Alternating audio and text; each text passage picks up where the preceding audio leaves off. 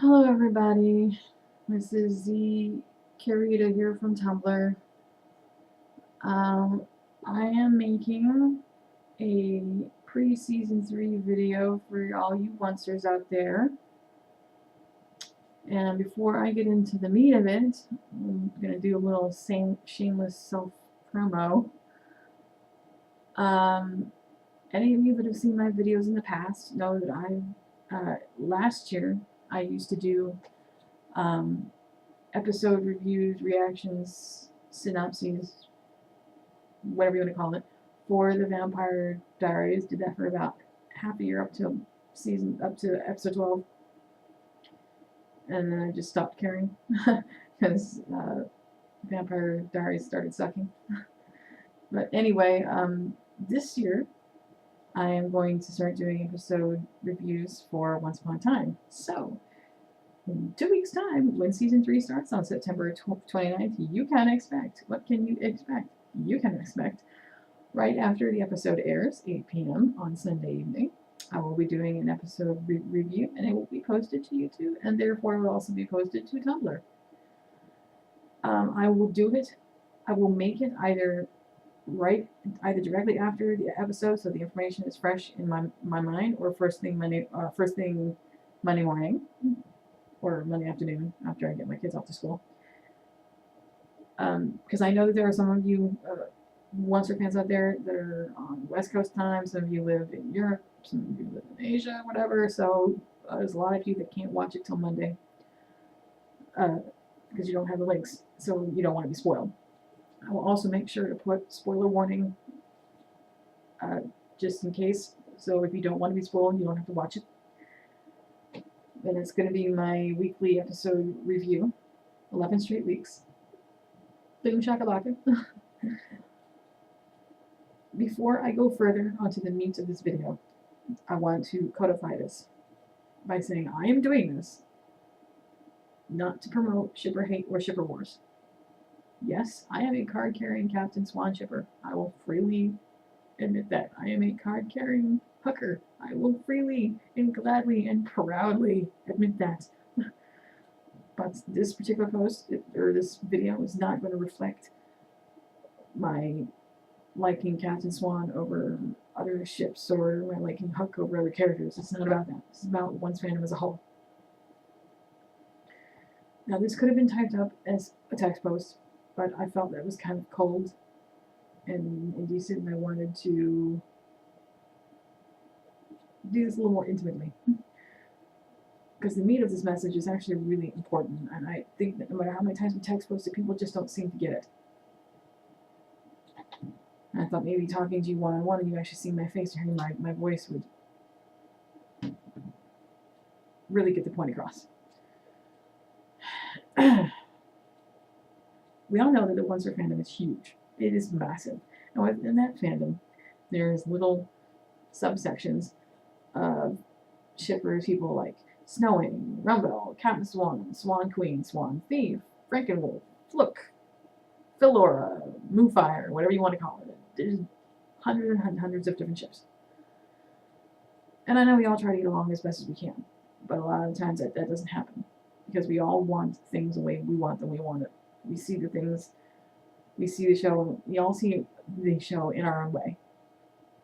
And we try to impress that opinion on other people. And you can't do that. Everyone sees the show the way they want to see it. And everyone likes it for different reasons. So you just kind of have to let them ship and let ship. People also see the characters themselves in different ways. And I think that the recent photo shoot that we just had, that ABC just did for season 3 promotional photos, kind of reflects that. Yes, I will agree with everyone else out there. This was probably the first time that the fandom as a whole came together in a consensus that the season 3 publicity photos suck balls. We all know this. It looked like they had come in for their high school prom, and some really cheap photographer came in and took pictures of them on a generic background. Yeah, it was that bad. What astounds me is the fact that this network is owned by ABC. I mean, it's owned by Disney. If there is any company in the world besides Industrial and fucking Magic that understands CGI, computer graphics, and animation, it is motherfucking Disney. So there's no excuse why they could not have gone back in and taken still shots of the individual actors and then photoshopped stuff in behind them. I don't know why it was screwed up like this. I have no idea. I want to assume that maybe whoever the person was that did the final approvals thought that they were looking at the final batch, and maybe this was just a pre-batch, and they didn't realize it and accidentally sent it through. I mean, it would explain why the photos that were previously on the ABC Facebook page have now been taken down too sweet. I guess the network realized that this was a whole buttload of fuckery. They realized that the pictures were pretty well foobarred, and they had to take them down, hopefully to fix them. But in that vein, just because the pictures were screwed up, just because we haven't gotten as much publicity as we'd like, doesn't mean that we should feel like we're entitled. We don't own the show. We don't own the actors, the creators, or the network. They don't work for us. It's their show. It's their story. It's their job. We're just here to enjoy it. And if you just can't take it, if you can't take it for what it is, a fictional show with fictional characters, then you need to find something else to do with your life. I'm not trying to down anybody, because I'll be the first one to say that I'm a major fan of this show. I mean, I don't go crazy with it, but I am definitely a major fan of the show. And, Colin and Hope, I'll say that straight up, I'm a fan, and I'm proud of it. But I'm not going to send horrible hate tweets. I'm not going to badger the crap out of the actors. I'm not going to cyberbully. I'm not going to complain and bitch and moan when things don't go the way that I want them to. If my ship didn't sail, would I be upset? Yeah, sure, I'd be upset. And I might, on the tag that we have, that is ours, that the CSers own, yes, of course, we are going to talk about it, just like on everybody else's individual tags, you talk about the same thing. But that doesn't mean we have to bleed over into each other's tags and cause havoc. Now, back to the pictures. Yes, I will agree, the pictures were crap. Worse than crap. I can't even excuse that. Anybody with minor Photoshop skills could have done a better job, as evidenced by the hundreds of posts on Tumblr of people that took those pictures, used the Photoshop programs that they have on their own home computers, and made better pictures than ABC did. I don't know what I can possibly say. So we'll just start down the list. Regina.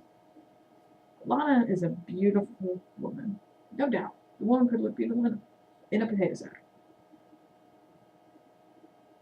But I think the biggest consensus about the problem, other than the backgrounds with these pictures, was it was a case of the clothes wearing the people instead of the people wearing the clothes. What Lana was wearing looked like someone had gone to the Munsters set, and that new Munsters show isn't even in production anymore, accidentally grabbed a box of costumes from there, and it just happened to be laying around on their back shelves, and when they went to go get her dress, they picked up the wrong one and just threw it to her, and she was like, oh, well, okay. It honestly looked like something Morticia Addams would probably wear. And I'm not saying that Regina has never gone for the intense look as the Evil Queen, because she has. She wears hundreds of different, very intense and beautiful dresses. I mean, you've got Eduardo doing costume designs for the show. He's won awards on top of awards for the incredible costumes. You would think, with all that talent, that they would come up with something better, or at least staged it better. Because she looked like a huge black blob, from the long black hair to the black dress and the hands going out like this with her fingers all blurred out, and it was like, what is this? What is this? The only characters that didn't seem to really have an issue was Henry, Neil, and Belle. But then again, they were all just kind of there. Rumple, Robert, he looked awesome. As usual, Dark One, he looked great. But the problem was the background, the color tone of the background did not fit what he was wearing, and it made it look like he had spent a couple hours too long in a tanning booth. Even though Robert is not that tan, he's not tan. He's from Scotland. I don't think they have, I don't think they have a heat problem in Scotland. But because his outfit was dark, but the background was very bright, it darkened his skin tone. And it made him look like he had a really bad tan. What can you say? Charming. Yes, he was wearing his typical charming armor. That's fine. That's great. Everything from the waist down was a problem. I would have preferred if he was going to wear his armor, he wear the leather pants that go fucking with it. What he was wearing looked like the pants that he came in there with. Actually, no, not even, because they were completely ill-fitting. They didn't fit him at all. They looked like someone had grabbed a pair of pants off a rack and said, here, wear this, and a pair of boots that wasn't even his. The whole outfit was just ill-fitting, ill-conceived, and not put together right at all. He would have looked better not wearing the armor, but actually wearing his leather tunic instead. Something closer to what he was wearing in the group shot. And whatever he was holding in his hand that was supposed to be his sword did not look like a sword either. It looked like they didn't have a sword and they just gave him something to hold, and they kind of blurred it out so that you wouldn't know that it wasn't a sword. Whatever that was didn't look like a weapon. Colin. Oh my god. Oh my god. We were talking about a man who is so beautiful that it is almost impossible to picture him the wrong way. I have seen hundreds of pictures of him, and there's literally not one photograph of him that is bad. The man has no bad side at all. He could be covered in mud and dirt and body parts and still look, oh my god. I mean, the man loves the camera. And yet somehow, whoever photographed this photo shoot did the impossible. Managed a most amazing feat, and they made him look like shit. Now granted, his pose was decent. I mean, he always looks good. What can you say? It's Colin. And the way that his face looked with the whole imposing eyebrow, that was fine. That was fine. But if you looked at the picture, it looked like whoever snapped the photograph snapped him in mid-movement. You could see outlines of his shoulder and his legs and boots in different positions. And I guess whoever saw the picture was like, oh fuck, we pictured him while he was moving, but he's already gone and we can't come back and take another picture. What do we do? What do we do? We'll just blur the edges. No problem. It blurred the edges. You blurred half his body out. What the hell? And most of his face. Really? Snow. Ginny and Jen can look good in anything, honest to God. But there are certain ways you have to go about it. I will not claim to be a fashionista in any sense, because I'm not. You look at me. Really? I don't know that much about fashion. And if you know more than me, please do. Please correct me if I am wrong. But as a female, there are some rules that even women who don't know shit about fashion, there are certain basic rules that any female knows.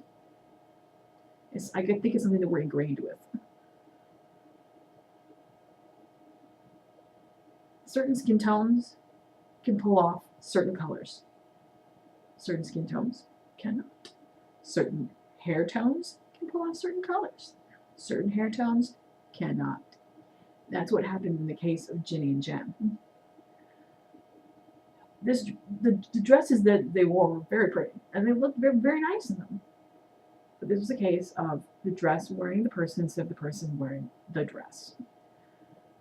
Ginny looked very beautiful, but if the dress had been a shade darker, maybe like an off-white, she would have been able to pull it off a little bit better. And if she was posed a little bit differently, with her hair not looking like she was staring into a fan, she would have been able to pull it off. See, the thing is, Ginny has dark hair. Anyone with common sense can tell you. Talk to any bride, they'll tell you the same thing. Normally, dark-haired brides don't wear pure white dresses. I've been married, okay? My dress wasn't pure white. I could never have pulled it off with my dark hair and my skin and complexion. Neither could Ginny. Her complexion is just such that if the dress was a more off-white color, it would have been fine. And if they didn't have a fan stuck in her face to make her hair go all over, I think whoever placed her wig, now remember, the wigs that she wears are very expensive and are perfectly coiffed.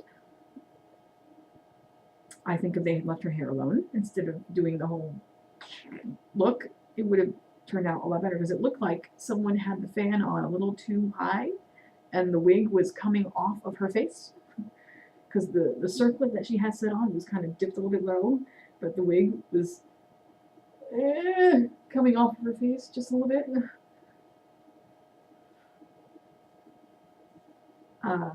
Now with Jen, this is the same issue. The dress that Jen was wearing, of course, everybody recognizes it was the same dress that Ginny was wearing in the season 2 pictures. When Ginny wears this dress, because of her skin tone and her dark hair, she can pull it off.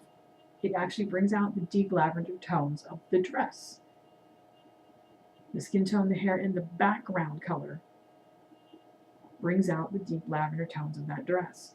Because Jen has a much lighter skin tone and bright blonde hair, and the background was white clouds, she looked like a big, massive, one color was just bleeding into the other.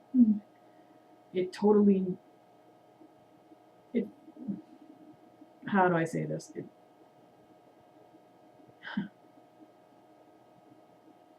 made her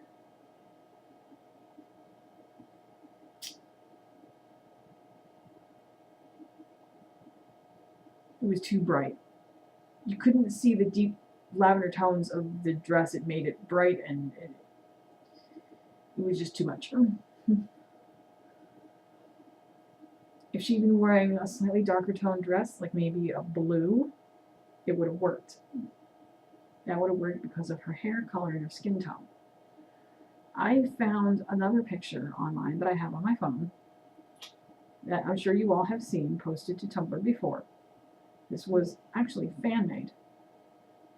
And yes, the dress is white, but because of her skin tone is a little bit lighter than Ginny's. And for this reason, it works. The white of this, pure white of this dress with the rhinestones works for her, and the blonde. That's, for some reason, I think blondes can rock a pure white dress better than someone with brown hair can. It's just, such is life. But I'm going to show you this picture, and I'm telling you, if they had photographed it like this, I'm not necessarily saying that they had to use this particular background, but if they had put her in this dress instead of maybe Snow's bow and arrows or charming sword and a better background, rockin' picture. This is the picture that I'm talking about, and I know you guys have seen it. You've all seen it. It's been on the Tumblr boards before. This is actually fan-made. She's wearing, you can see that in the background is her parents' castle in the Enchanted Forest. She's standing on some kind of what looks like clouds or water, and she's wearing a beautiful white dress, a backless white dress. The bodice of it is rhinestone and studded. The dress itself is like feathered. It literally looks like feathers. It complements her perfectly. And you can see it better now that the light's off. If she had been in this dress, trust me, it would have gone over about 1,000,000 times better. Because she can pull it off. I'm not saying that she didn't look nice in that purple dress. She did. But like I said, it's a case of the dress wearing the person instead of the person wearing the dress. Now, as for the way she looked, like her expression, I wasn't there when the picture was taken. I don't know if that was Jen being, please God help me, or if that was the expression that they wanted her to have when she took the picture. Who knows? But it is true, she did look decidedly not comfortable. If you ask me, personal opinion here, I liked the group picture a lot. I think the background that they used in the group photo was really, really awesome. But I think what would have really worked in their favor is if they had dressed the actors in character, like to match the dynamic for season 3. We all know that season 3 is going to be in Neverland heavily, and I wish that they would have had them dressed to reflect that. To reflect this adventure. Because this is going to be such a big deal. I would like to have seen more of that, because I highly doubt that Regina is going to wear an intensely black long dress in Neverland. I mean, yeah, we know that Golden's going to go all Rumpelstiltskin-y, not scaly skin, but I mean, he's going to change his outfit. That's fine, but I don't think Charming is going to be going wearing sheet metal armor. Just saying, I think that it would have gone off a lot better if they were costumed to reflect the dynamic of the storyline.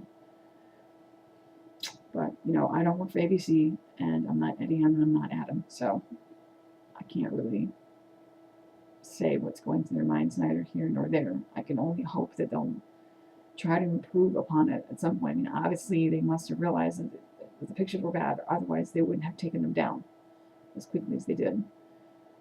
Moving on from that, the other big tribute to this message. I know that over this summer, things in the fandom have gotten really sour, to the point where the fandom is almost at war with itself. I don't even know what to say to that. There's been recent posts where people are upset with the network and upset with the executives and the producers for what they feel like is they're holding the publicity ransom, and that they're not advertising the show as well as they could be. We all know that on the show's Facebook site, they put a post on there saying that once the show's Facebook site gets up to 3 million likes, that they will put out a sneak peek. And I know that everyone was expecting a sneak peek at least at the beginning of this month. And so we're already like 2 or so weeks in, and we still haven't gotten anything. And they're kind of making us work for it. And I don't see a problem with making us work for it, because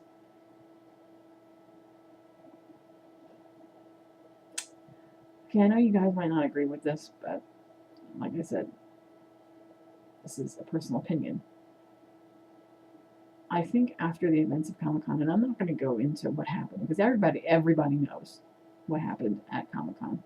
Everybody knows about the Twitter hate and the cyberbullying. I mean, it got so bad to the point that they actually published an article about it. It was that bad. I think after what happened at Comic-Con, that a certain level of trust between the creators and the fans was lost. I mean, Adam and Eddie have gone out of their way to be as kind and as cordial and as accommodating to the fans as they possibly can be. And them and the actors both. And just the disgusting level of hate that they've received in response. I mean, can you really blame them? I'm not saying that they are literally holding publicity hostage. What I have said in my earlier posts before is that because certain members of the fandom have taken things too far, security on set has been increased to the point where it's making it almost impossible to get any sort of fan photographs. And I'm not just talking about random fans coming on set like they usually do, because normally when the show shoots on location in Stevenston, they don't have a problem with fans being out there as long as they stand a respectable distance and don't get in the way. They've been doing this since day one. They haven't had a problem with it, and that's when we get most of our really good fan pictures, because between takes, the actors come out, they talk to the fans, they sign autographs, they take pictures. They're really great about it because they love all their fans, and they're enthusiastic, and they're happy to do that. But after Comic-Con and all the negativity, I think Adam and Eddie started to realize that it was getting really nasty. And then the very first week of shooting, which we all know was heavily done in studio, like in green screen, someone was caught sneaking into the set. The studio is authorized personnel only. Cast, crew, nobody else. I don't know who it was that snuck in, but somebody did. If you remember, Fan City said they were there on a Sunday. Now, generally, Sundays are like their least packed days. I think Sunday is the day that they use for like whatever they didn't get a chance to get to during the week. Jenny Goodwin was there to film some scenes in studio. She was there by herself. There was nobody else there. Normally, the professional blogsters and fanzines and photographers like Canada Graphs and Van can get in there pretty much whenever they want. Even they couldn't get the pictures. The set is that closed off. Recently, we've also heard that personal security for the crew has shifted. The guy that was working there before doesn't work there anymore. He's been replaced. Or he left and another guy is there in his place, and this guy handles things differently. The other guy used to allow the cast to go out there and talk to the fans and sign autographs and take pictures. This guy doesn't let them leave. So now we've lost that opportunity. And it's not necessarily because of the cast, it's because of things that certain fans have done to screw shit up. Mm-hmm. I know some fans that live up there went on set when they were doing some on-location shooting for the Neverland shots to see if they could see anybody. Nothing. We got a couple pictures of some set pieces. Not much else. Most of the pictures that we have gotten come from the actors themselves shooting on their phones. Jenny and Josh, a couple from Emily, Lana, and Adam. Not much else. I don't know if it's because they're playing it close to the vest and they don't want to, they're afraid that people are going to get spoiled, which is entirely possible. I mean, whatever this storyline is, it's a big deal, and I think Adam is just really paranoid about it, any information getting out that he doesn't want to get out. And then there's also the security problem that they've been having, and also, quite frankly, I think Adam is fed up. I mean, everyone saw after what happened at Comic-Con and the Twitter hate that followed, that his answers became more direct and to the point. And it had got to the point where he just wasn't entertaining it anymore. He wasn't tolerating it anymore. Instead of, trying to kill him with kindness, as it were, he was being more direct and to the point, saying, okay, you want to know if this is going to happen? No. You want to know if this is going to happen? No. Sorry. I mean, can you blame the man? He really shouldn't have to put up with it. None of them should have to put up with this. We don't own them. They don't work for us. We don't own the show or the storyline, the creators, the crew, the actors, none of it. They owe us nothing. They don't have to answer our tweets. They don't have to autograph our pictures or take pictures. They don't have to do any of those things. They do that out of the kindness of their hearts because they appreciate their fans. They appreciate our enthusiasm and everything that we've done to keep the show on the air and keep them in business. They owe us nothing but a great show every week, regardless of whose ship is canon or not canon, and regardless of how the story goes. At the end of the day, it's a fictional story with fictional characters. And I really hate that there are that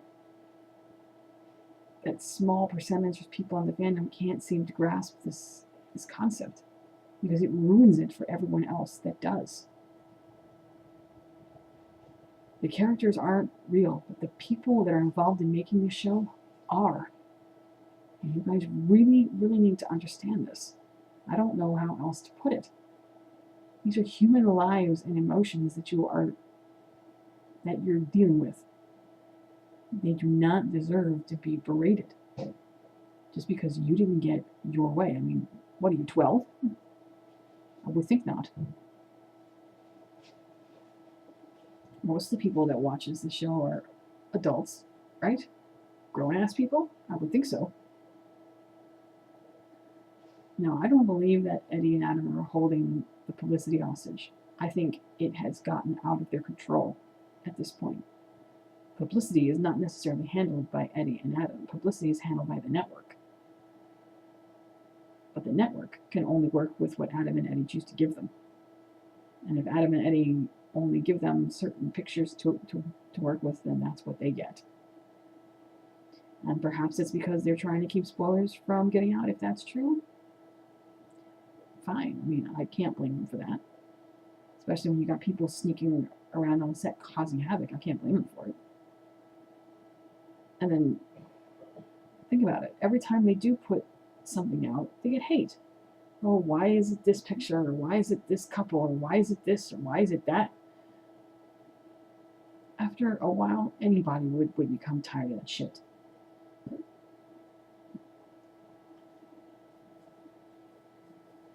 But don't for a minute, do not for a minute think that you are entitled.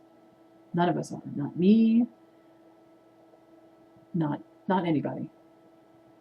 I'm not trying to berate anybody. I'm not trying to hate on nobody. That's why this post is completely shipper free. And yes, it is going to be posted in the general tag, as well as the Captain Swan tag, because this doesn't apply just to one fandom or one ship. It applies to everybody. Now, I know a lot of you expressed a fear that the show was going to be canceled because Adam and Eddie would just get tired of all the crap. That's not going to happen. The show was way too popular. The ratings are excellent. The show is not going anywhere. That is something that no one will have to worry about. What you have to worry about, on the other hand, is the publicity shrinking. Like I said, they don't have to have Twitters. If it keeps going like this, I guarantee you, the Twitter, either the Twitter responses will just stop completely, or worse, or two, worse, there won't be any Twitters left. Because they don't have to have them. They can just as easily get rid of them, just as quickly as they made them. And honestly, if you guys love the show that much, you should be happy with whatever you get. I know we would love to see a lot more. I know we want to see on location shots and the fans taking pictures with the actors and stuff, but let's face it, a majority of the episodes have been done on green screen, in studio, and that's just something we have to live with. God, please, I hope that the green screen is better this season than last year. Lord, but that's neither here nor there. As the year progresses, I am sure that we will get more. We just have to deal with it and take it as it comes. Be grateful for what you get. I mean, think about it. We're getting 11 straight weeks without interruptions. That right there is awesome. Be happy with that. And then once the episodes come out, you can download and GIF and fan fiction to your heart's content. I know that we all want more location shots. We all want more of that stuff. But you can't have your cake and eat it too. And this isn't just for one's fandom either. This applies to every fandom out there, whether it's Supernatural, Doctor Who, Sherlock, Elementary, Glee, what have you, whatever. It's the same for all shows. It's great to be a fan, but it is not great to be a fanatic.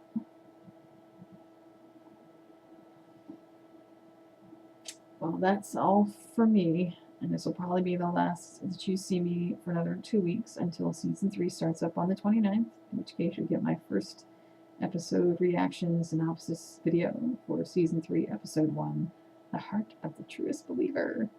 And I promise, I will do my best to keep these synopses as shipper light as I can, but I'm sorry. If there's Captain Swan stuff in there, you better believe that I'm going to talk about it. But that doesn't mean that I'm going to gloat. Because I'm not going to sit here and, having said all this stuff, just totally go back on that and be mean. I won't do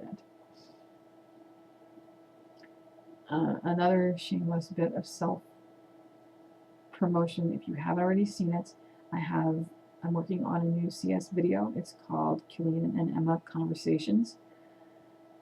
I've already uploaded a short preview of it onto YouTube. It's about 1 minute and 48 seconds long. It will not be finished until at least the midpoint of season 3 because I'm waiting for more juicy season 3 clips, better footage to use for the purpose of this video. The score and audio tracking is coming from the Terminator movie, the love score and conversations between Sarah Connor and Kyle Reese. And I know that your first thought's going to be like, what the hell does the Terminator have to do with Once Upon a Time in Captain Swan? Just listen to it. Trust me, it works.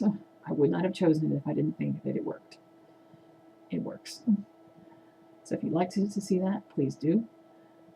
And again, I will talk to you guys in another 2 weeks for season 3, episode 1, where we all rejoice in a brand new episode of Once Upon a Time. Till later, fellow beans and oncers in general. Peace out.